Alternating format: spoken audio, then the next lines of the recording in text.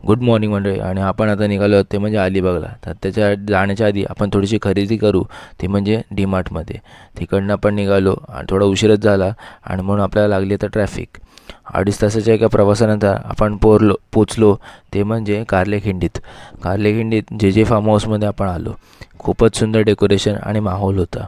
त्याच्यानंतर आपण दुपारी बसलो जेवायला मस्त मित्रांबरोबर गप्पा मारत छान झाडाखाली बसलेलो. आणि तिकडनं आपण गेलो नंतर किहीम बीचला. किहीम बीच हा सगळ्यात जवळचा बीच आहे आपल्या कार्लेखिंडीपासून. साधारण फक्त 5 किलोमीटरच्या अंतरावरती आहे हा बीच. तिकडे मस्त फोटोज काढले, एन्जॉय केला आम्ही. आणि नंतर आम्ही संध्याकाळी रिटर्न आलो आपल्या फार्म हाऊसवरती. फार्म हाऊसचा माहोल बघताच आपण डिमांड केलेली ती म्हणजे पोपटीसाठी. पोपटी लावली आणि त्यानंतर ती पोपटी मस्तपैकी खाल्ली पण.